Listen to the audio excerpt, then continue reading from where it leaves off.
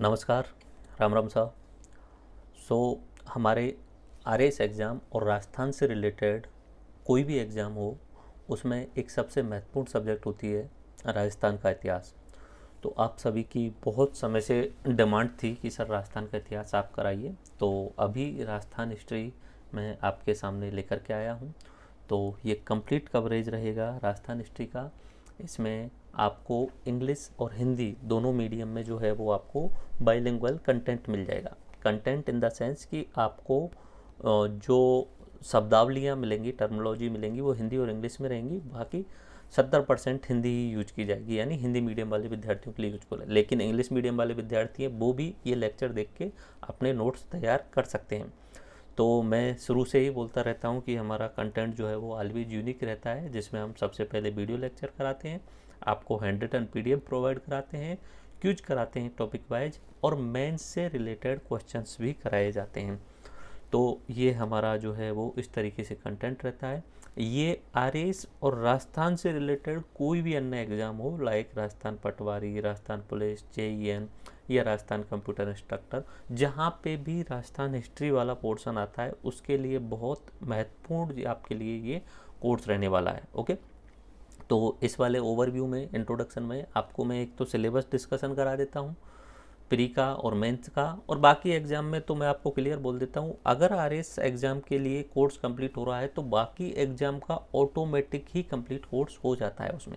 फिर हमारी अप्रोच किस तरीके से रहती है और हम कौन कौन से टॉपिक्स कवर करेंगे वो आपको बता दूंगा मैं इस लेक्चर सीरीज़ में। एंड देन सबसे इम्पोर्टेंट शुरुआत में बात कि इस लेक्चर सीरीज के लिए मैं कौन कौन सी रेफरेंस बुक यूज कर रहा हूँ। तो देखिए, आप फिर बाद में भी पूछेंगे सर बुक्स कौन सी पढ़नी चाहिए।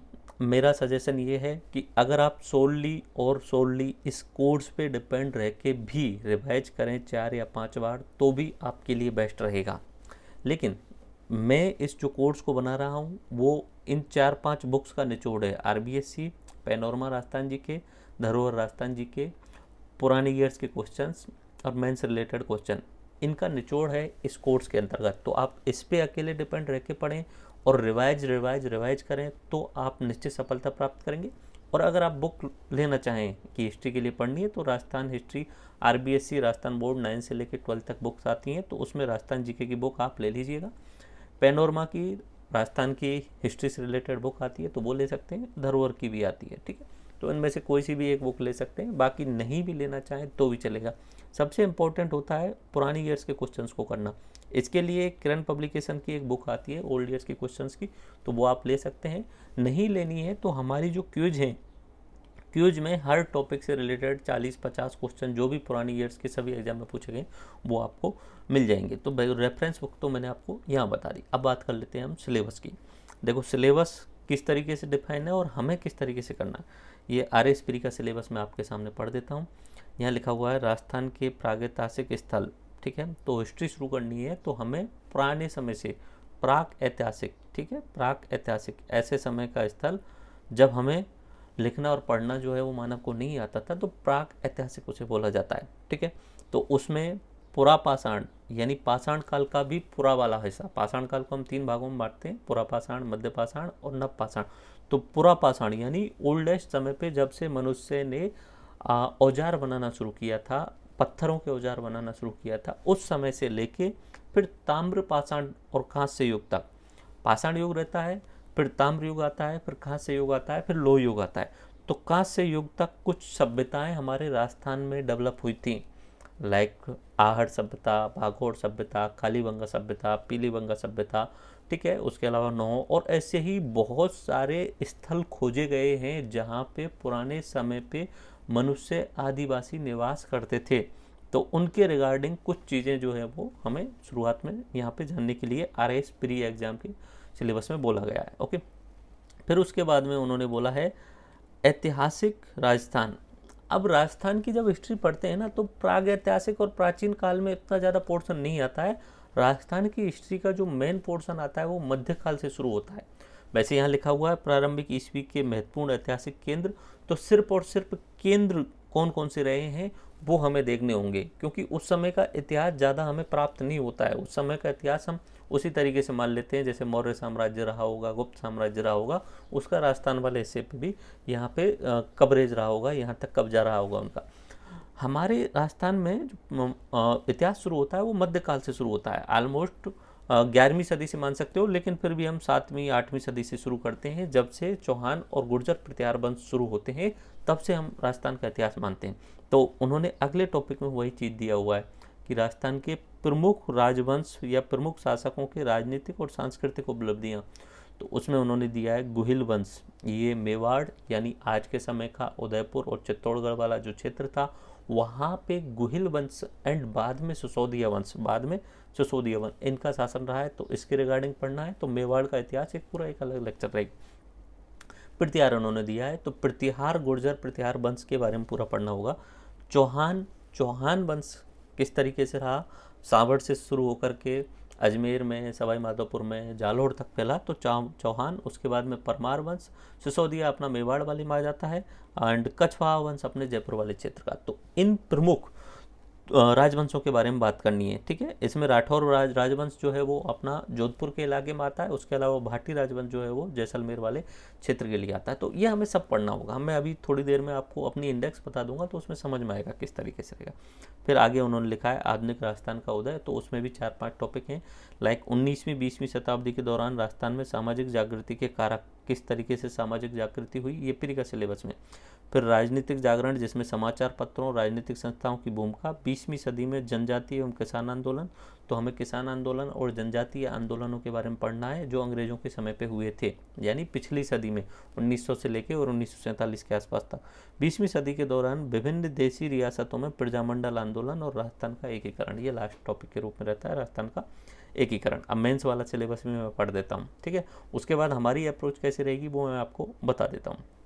मेंस के सिलेबस में भी मोस्टली फोकस जो किया है वो मॉडर्न हिस्ट्री पे किया है, फिर भी उन्होंने वही बात सेम लिखी हुई है। प्री और मेंस में ज़्यादा अंतर नहीं है, बाकी किसी भी एग्जाम में भी सेम सिलेबस रहता है। राजस्थान की हिस्ट्री जब बात करते हैं तो राजस्थान की सबसे पहले इतिहास के स्रोत, फिर उसके बाद में प्राचीन सभ्यताएं, फिर हम जो है राजस्थान के प्रमुख राजवंशों पर आ जाते हैं, लाइक मेवाड़ का गुहिल और सिसोदिया राजवंश, जोधपुर के राठौर वंश, जैसलमेर के भाटी राजवंश, जयपुर के कछवाहा वंश, उसके अलावा चौहान, अजमेर के, सवाई माधोपुर के, जालोर के, उसके अलावा अपने मंडौर के गुर्जर प्रतिहार वंश, और उसके अलावा कुछ अन्य वंश भी हैं जो इम्पोर्टेंट हैं, लाइक भरतपुर के, धौलपुर के जाट राजवंश, उसके अलावा यादव राजवंश, ये इंपॉर्टेंट है, वो हमें पूरा पढ़ने होते हैं। सेम सिलेबस रहता है सबका, ओके। मैं अभी थोड़ी देर में ये ओवरव्यू दिखाऊंगा तो आपको पता चल जाएगा कि हमारा किस तरीके से फ्लो रहेगा उसमें। यहाँ सिलेबस में क्या लिखा है, major landmark in the history of the Rajasthan from prehistoric, प्रागैतिहासिक काल से लेके क्लोज टू 19th सेंचुरी, पूरा इन्होंने एक साथ में लिख दिया, प्रागैतिहासिक से लेके और 18वीं सदी तक, ठीक है। 18वीं सदी का मतलब हुआ 1700 से 1800 तक का, मतलब आसपास में। तो 18वीं सदी तक का जो है वो उन्होंने एक साथ में बोल दिया उन्होंने, जिसमें इंपॉर्टेंट डायनेस्टीज हैं, फिर उनका एडमिनिस्ट्रेशन किस तरीके से रहा और उनका रेवेन्यू सिस्टम कैसे रहा, इसके बारे में। फिर उसके बाद में अगला पॉइंट में उन्होंने दिया हुआ है salient events of the 19th and 20th century, यानी पहले तो उन्होंने एक ही लाइन में बोल दिया कि प्री हिस्ट्री से लेके आपको 18वीं सदी तक जाना है, यानी 1800 तक जाना है। फिर उन्होंने बोला है 19th एंड 20th सेंचुरी, यानी आपको 1800 से लेके और 1947 तक। 20th सेंचुरी के बाद में तो फिर इंटीग्रेशन हो जाता है, लास्ट टॉपिक उन्होंने इंटीग्रेशन दिया हुआ है, तो इंटीग्रेशन तक समाप्त है। तो जिसमें पीजेंट एंड ट्राइबल मूवमेंट, किसानों के और जनजातीय आंदोलन, पॉलिटिकल अवेकनिंग, राजनीतिक जनजागरण, फ्रीडम मूवमेंट, हमारे राजस्थान में किस तरीके से प्रजामंडल आंदोलनों ने फ्रीडम मूवमेंट में योगदान दिया, ठीक है। और उसके बाद में यहाँ पे ये वाला जो पोर्शन है ये अपना कल्चर वाला पोर्शन है, तो कल्चर एक अलग से सब्जेक्ट होती है, तो इन्होंने मेंस में तो सिर्फ 2 लाइन में ही ये बोल दिया है, ठीक है। मेंस में सिर्फ 2 लाइन में बोल दिया है। अच्छा, एक चीज़ आप शुरू में समझ लीजिए कि राजस्थान का इतिहास जो रहा है वो बाकी इंडिया के इतिहास के मुकाबले पिछले 300 साल का इतिहास थोड़ा डिफरेंट रहा है, क्योंकि अंग्रेज़ों के समय पे हमारे भारत को हम 2 भागों में बांट लेते थे। एक भाग होता था जिस पे डायरेक्ट ब्रिटिश कंट्रोल होता था, अंग्रेज़ों का सीधा नियंत्रण होता था, और एक भाग होता था जहाँ पे देसी रियासतें अपना शासन चलाती थी, जो अंग्रेज़ों के साथ में संधियाँ कर चुके थे पहले से ही, ठीक है, यानी सेना नहीं रखने का, अंग्रेजी रेजिडेंस रखने का। तो लेकिन देश के अंदर या छोटे छोटे राज्यों के अंतर्गत शासन देसी रियासतें चलाती थी, और हमारे राजस्थान में ज़्यादातर जो है वो देसी रियासतें थी। अंग्रेज़ों का सीधा कंट्रोल हमारे राजस्थान पे नहीं था। जहाँ पे अंग्रेज़ों का सीधा कंट्रोल था वहाँ पे कांग्रेस ने जो है वो आंदोलन चलाए और कांग्रेस का मूवमेंट चला। उसके अलावा बहुत सारी क्रांतिकारी गतिविधियाँ हुई, लेकिन हमारा राजस्थान जो था वो बाकी अलग, जो इंडिया था अंग्रेज़ों से डायरेक्ट कंट्रोल था, वहाँ से जो है वो डिस्कनेक्ट था एक तरीके से। तो यहाँ पे ना तो कांग्रेस का कोई डायरेक्ट प्रत्यक्ष रूप से हमारे भारत के हमारे राजस्थान में आंदोलन रहे, लेकिन इनडायरेक्ट तरीके से बहुत लेट कांग्रेस हमारे प्रजामंडल आंदोलनों का सपोर्ट किया, ठीक है। और ना ही उतनी ज़्यादा क्रांतिकारी गतिविधियाँ हुई हैं, लेकिन उतनी ज़्यादा नहीं हुई जितना बाकी जहाँ पे ब्रिटिश कंट्रोल था वहाँ पे क्रांतिकारी गतिविधियाँ हुई। ये अपना मॉडर्न हिस्ट्री वाले लेक्चर आएंगे तब उसमें अच्छे तरीके से समझ में आएगा आपको, ठीक है, क्रांतिकारी गतिविधियों के अलावा, ठीक है। तो अब हम देख लेते हैं कि हम किस तरीके से इस लेक्चर सीरीज को अप्रोच करेंगे, किस तरीके से हम शुरू करेंगे। सबसे पहले हम ओवरव्यू देंगे, वर्तमान भौगोलिक और राजनीतिक संरचना का मैप देखेंगे एक बार। वैसे तो अपना geography, Rajasthan geography lecture series में ये कंप्लीट करा दिया गया है। नई लेक्चर सीरीज में मैं वहाँ पे आपको पूरा तरीके से अपडेट करा चुका हूँ, ठीक है। तो वर्तमान में राजस्थान का भौगोलिक और राजनीतिक मैप ओवरव्यू में पहले लेक्चर के रूप में हम देख लेंगे, ओके। फिर उसके बाद में राजस्थान इतिहास के प्रमुख स्रोतों के बारे में बात करेंगे, ओके, कि सोर्सेज क्या हैं, किन आधारों पे इतिहास को हम सच्चा मान सकते हैं, ठीक है। देखो, इतिहास मैं काफ़ी बार बोल चुका हूँ आपको, इतिहास एक ऐसा शब्द है, इति प्लस हास, ऐसा जो घटित हो चुका है, ठीक है। अब जो आपसे 5 सेकंड पहले, 10 सेकंड पहले जो घटित हो चुका है वो इतिहास हो चुका है। तो यानी आज से 100 साल पहले, 200 साल पहले, 300 साल पहले जो घटित हुआ वो इतिहास में शामिल हो गया, यानी हिस्ट्री बन चुका। अब उस हिस्ट्री को पढ़ने के लिए हम तो जीवित नहीं थे, हमारे पिताजी, हमारे दादाजी, परदादाजी भी, कोई भी जीवित नहीं था उस समय, ठीक है। आज से अगर मैं 500 साल, 1000 साल पहले की बात करूं तो उस समय कोई नहीं था। तो उस हिस्ट्री को पढ़ने के लिए हम स्रोत ढूंढते हैं कि पता तो चले कि भाई क्या था उस समय, क्या रहा था। तो स्रोत ढूंढने होते हैं इतिहास पढ़ने के लिए।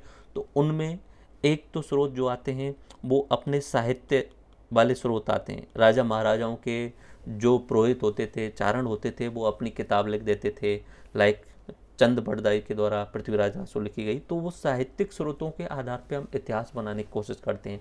धार्मिक साहित्य होते हैं, जैन ग्रंथ होते हैं, बौद्ध ग्रंथ होते हैं, हिंदू ग्रंथ होते हैं, उन साहित्यों के आधार पे जो है हम इतिहास बनाने की कोशिश करते हैं। दूसरा, पुरातात्विक स्रोत हम यूज करते हैं, ठीक है। पुरातात्विक स्रोत, खोज की जाती है, खनन किया जाता है, वहाँ पे कोई बर्तन निकलता है तो बर्तन के आधार पे अनुमान लगाया जाता है इस बर्तन का उस समय ये उपयोग किया जाता होगा। खिलौने मिलते हैं तो खिलौनों के आधार पे उपयोग लगाया जाता है कि बच्चे इन खिलौनों से खेलते होंगे तो समाज जो है वो बहुत अच्छे तरीके से संपन्न होगा, तभी बच्चों के लिए खोलने के लिए टाइम मिल रहा है। लोग अगर खेल रहे हैं, रुचि ले रहे हैं चीज़ों में, तो निश्चित सी बात है कि वहाँ पे संपन्नता अच्छी रही होगी। तो पुरातात्विक स्रोत लाइक अपने यहाँ पे कालीबंगा, पीलीबंगा, आहड़, बागौर, बैराठ, इन जगहों पे बहुत सारे पुरातात्विक स्रोत मिले हैं।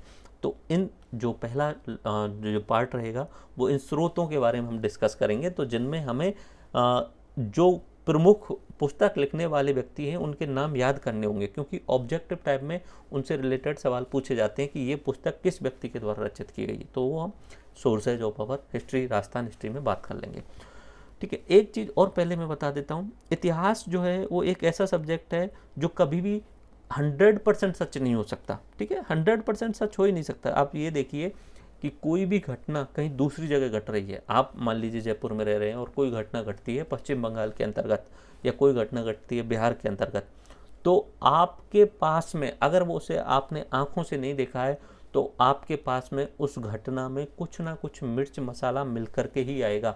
वो घटना एज इट इज़ तो आ ही नहीं सकती। टीवी युग में, टीआरपी युग में टीवी वाले बहुत सारा उसमें मसाला जोड़ देंगे। उसके अलावा जो बात बताने वाले हैं, मान लीजिए दो पक्ष होंगे, पक्ष और विपक्ष, ये दोनों ही अपने अपने तरीके से उस घटना को बताएंगे, ठीक है, दोनों ही बताएंगे। कोई भी घटना ले लीजिए, कोई भी घटना, उसके समर्थक और उसके विरोधी दोनों अलग अलग पॉइंट रखते हैं। फिर एक अलग अलग विचारधारा के हिसाब से जो है वो हिस्ट्री लिखी जाती है। लाइक कुछ लोग जो होते हैं वो राइटिस्ट होते हैं, ठीक है, जो धर्म के आधार पे हिस्ट्री लिखने की कोशिश करते हैं, हिंदू धर्म के आधार पे, इस्लामिक धर्म के आधार पे। कुछ लोग होते हैं लेफ्टिस्ट होते हैं, ठीक है, वो जो धर्म को ही गलत बता देते हैं, सिस्टम को ही गलत बता देते हैं, तो वो लेफ्टिस्ट लिखते हैं। और फिर कोशिश बीच में आती है जो आरबीएससी बोर्ड करती है ट्राई, या एनसीईआरटी करती है ट्राई, कि भाई चलो बीच का लेके चलते हैं, जो भी है, इधर पुरातात्विक साक्ष्य भी मिले हैं, इधर साहित्यिक स्रोत भी मिले हैं, और कुछ थोड़ा बहुत लॉजिकल सेंस लगा लेते हैं, तो बीच का लेके कोशिश करते हैं, तो सेंट्रिस्ट जिसे बोला जाता है। हमें वही पढ़नी होती है, तो हम उन्हीं चीज़ों को ध्यान रखेंगे। बट एक चीज़ याद रखना कि इतिहास में बहुत सारी कहानियाँ सुनाऊंगा मैं, हज़ारों कहानी आएंगी, लेकिन उन कहानियों में क्या सच्चाई है, क्या सच्चाई नहीं है, कितनी वास्तविक है, कितनी वास्तविक नहीं है, इसकी कोई गारंटी नहीं है, ठीक है। लोगों ने कहानियाँ बनाई होंगी, लोगों ने सच भी बनाया होगा, लोगों ने झूठ भी बनाया होगा, लेकिन इतिहास एक सब्जेक्ट ऐसा है जिससे हमें सबक लेना है और आगे बढ़ना है। इतिहास में खो के नहीं रह जाना है। सिर्फ इतिहास में खो जाओगे तो फिर आगे कैसे बढ़ोगे। तो इतिहास को समझना है, सबक लेना है, एग्ज़ाम क्लियर करना है और आगे बढ़ना है। ज़्यादा डीप में नहीं जाना है इतिहास के में, डीप में जाओगे तो खो जाओगे। नेक्स्ट टॉपिक के रूप में हम लेंगे गुर्जर प्रतिहार वंश, क्योंकि राजस्थान में इसी के साक्ष्य सबसे शुरुआत में मिलते हैं, मंडौर से शुरुआत होती है वहाँ पे। तो गुर्जर प्रतिहार वंश के बारे में पढ़ेंगे, फिर चौहान वंश के बारे में पढ़ेंगे, ठीक है। चौहान वंश अपने सांवड़ से शुरू होते हैं, अजमेर, ठीक है, उसके अलावा दिल्ली तक ये कब्जा करते हैं। फिर उसके बाद में सवाई माधोपुर में भी चौहान होते हैं, जालौर में भी होते हैं, तो ये हम चौहान वंश पढ़ेंगे। फिर मेवाड़ का इतिहास देखेंगे, जो सबसे समृद्ध, सबसे शक्तिशाली, अजय और किसी के सामने नहीं झुकने वाले जो शासक पैदा हुए, उनमें से इम्पोर्टेंट शासक राणा सागा, महाराणा प्रताप।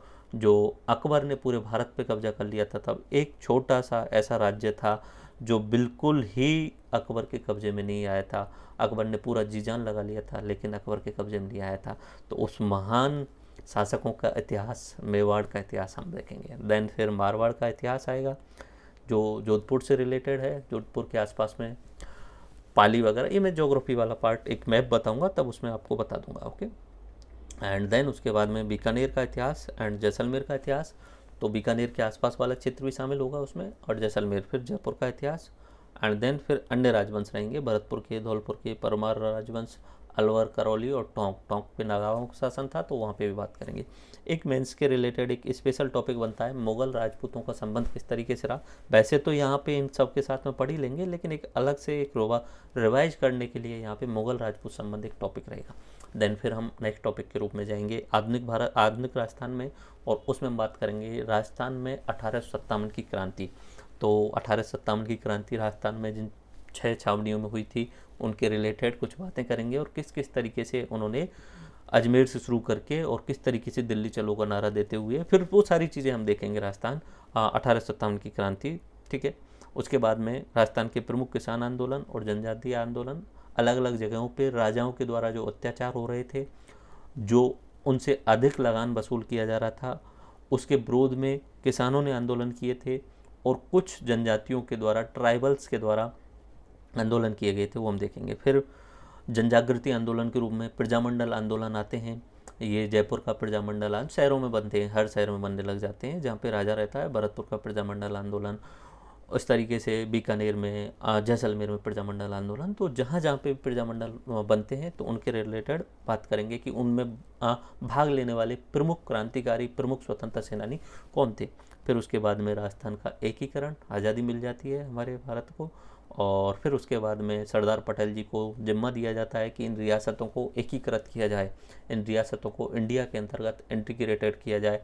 तो किस तरीके से रियासतों को भारत में मिलाया, और किस तरीके से फिर उनको एक राजस्थान के रूप में प्रो दिया गया, ठीक है, क्योंकि वो रियासतें अलग अलग थी। फिर उसके बाद में राजस्थान के प्रमुख व्यक्तित्व, समाचार पत्र, land revenue system, administrative and important battles, ये हमारी रहेंगी। अच्छा, मैं यहाँ पे आपको एक मैप दिखा देता हूँ।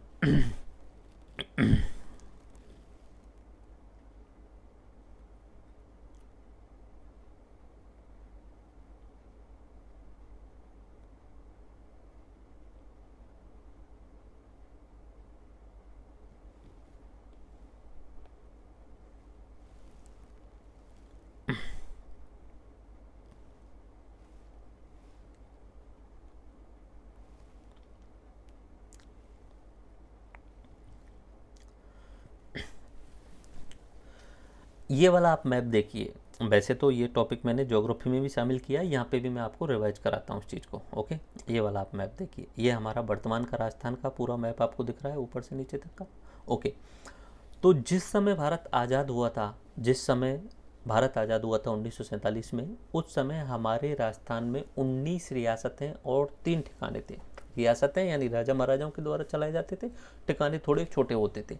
तो 19 रियासतें और 3 ठिकाने थे। तो वो मैप में एक बार देख लीजिए ताकि हिस्ट्री आपको क्लियर करने में रहेगी, क्योंकि मैं बार बार बोलूँगा मारवाड़, मेवाड़, मेरवाड़ा, इस तरीके के शब्द में बोलूँगा, ढूंढाड़, तो वो आपको समझने में आसानी रहेगी।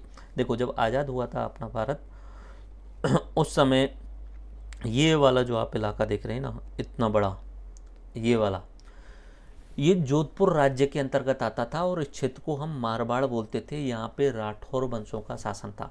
आई बात समझ में?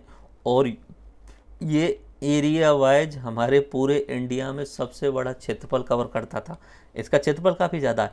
अब आप खुद से देखिए इसमें कितने ज़िले आ रहे होंगे, अनुमान तो लगा के देखिए इसमें कितने ज़िले आ रहे होंगे। जोधपुर तो आ ही रहा है, पाली आ ही रहा है, उसके अलावा यहाँ पे जालौर आ रहा है, ठीक है। उसके अलावा यहाँ पे अपना मारवा इधर अपना आ गया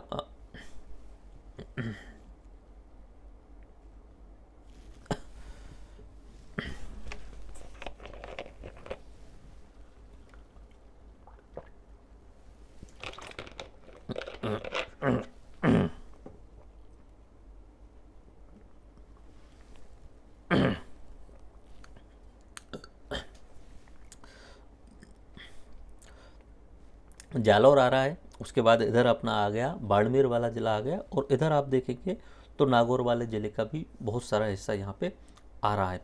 तो इतना बड़ा क्षेत्रफल था मारवाड़ वाले का, यानी जोधपुर राज्य का। जब आज़ादी मिली तो उस समय कुछ ऐसी परिस्थितियाँ भी बन गई थी जो जोधपुर के राजा हनुमंत सिंह ने कोशिश करी थी कि इसे पाकिस्तान में मिला दिया जाए, क्योंकि जिन्ना ने उसी तरीके से उन्हें कन्विंस किया था। लेकिन सरदार पटेल जी की कूटनीतिक और रणनीतिक समझदारी की वजह से जोधपुर को पाकिस्तान में मिलने से बचा लिया गया। तो वो हम अपना हिस्ट्री वाला पार्ट्स आएगा तब हम देखेंगे। ओके, तो ये रहा मारवाड़ वाला हिस्सा। ओके, उसके अलावा ये वाला हिस्सा आप देख रहे हैं, ये बीकानेर राज्य के अंतर्गत आता था। इसमें श्रीगंगानगर, हनुमानगढ़, कुछ हिस्सा इधर आप देखेंगे तो चूरू और झुंझुनू का भी आ रहा है। ओके, और बीकानेर तो है ही। जैसलमेर वाला ये पूरा इलाका आता था, जिसमें थोड़ा सा ऐसा बीकानेर वाले हिस्से का भी मान सकते हो, ठीक है। तो जैसलमेर वाला इधर आता था। अब नीचे अगर जाएं तो ये वाला इलाका आप देख रहे हैं, ये वाला, ठीक है, ये वाला आप इलाका देख रहे हैं, तो ये पूरा मेवाड़ था, उदयपुर राज्य के अंतर्गत आता था, ठीक है।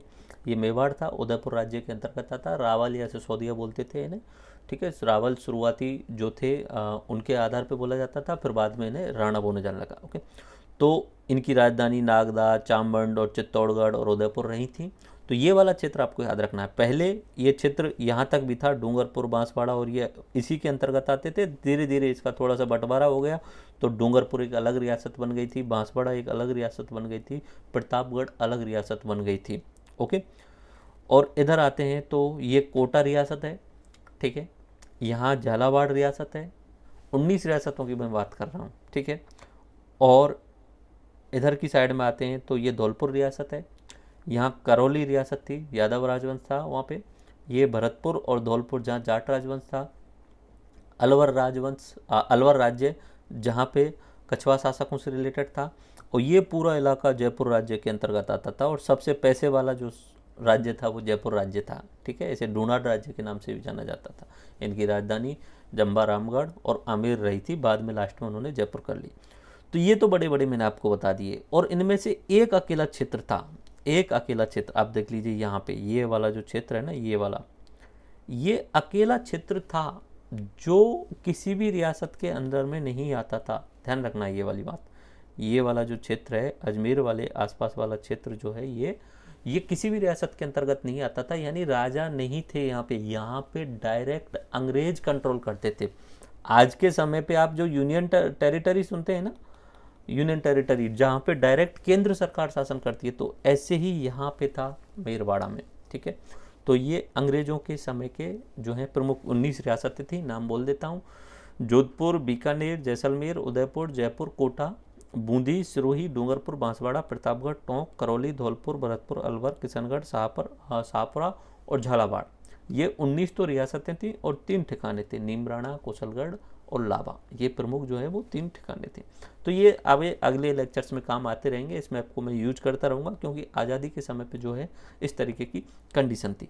तो हमारा जो अप्रोच रहेगा वो इस तरीके से रहेगा कि हम एक सीक्वेंस में एंशियंट से लेके मिडाइवल होते हुए मॉडर्न राजस्थान का इतिहास पढ़ेंगे। ऑथेंटिक तरीके से जितना हो सकेगा उतना कोशिश करेंगे, लास्ट में हम रिवीजन करेंगे। और मेरी जो अप्रोच रहती है कभी भी किसी सब्जेक्ट को पढ़ाने की, तो वो ये रहती है कि मैं स्टोरी से शुरुआत करूँगा, तो मैं बहुत सारी कहानियाँ सुनाऊंगा इस इतिहास से रिलेटेड। पहले मैंने मिडाइवल हिस्ट्री वाला पार्ट्स राजस्थान का नहीं कराया था आपको, मैंने मॉडर्न हिस्ट्री कराई थी, दूसरे सर ने कराई थी। बट इस बार आरएस के एग्जाम के हिसाब से मैं पूरा डीप तरीके से प्री और मेंस कवर करते हुए, इवन एक क्यूज और मेंस से रिलेटेड क्वेश्चन कराते हुए आपको स्टोरी से शुरुआत करूँगा, कॉन्सेप्ट बताऊँगा और फैक्ट जोड़ते हुए आपके एग्जाम क्लियरिटी कराने की कोशिश की जाएगी। तो ये हमारा अप्रोच रहेगा, वीडियो लेक्चर, पीडीएफ और क्यूज। तो मैं उम्मीद करता हूँ कि आपको ये राजस्थान का इतिहास की जो लेक्चर सीरीज़ है बहुत बहुत अच्छे तरीके से पसंद आएगी। इंश्योर करता हूँ दोबारा से कि आप प्रॉपरली इसी लेक्चर सीरीज़ को भी फॉलो कर लेंगे सही तरीके से, सिस्टमेटिक में, तो आपको बहुत बेहतरीन रिजल्ट मिलेंगे। धन्यवाद, जय हिंद। मिलते हैं पहले लेक्चर में हम राजस्थान के ओवरव्यू के बारे में। Thank you all.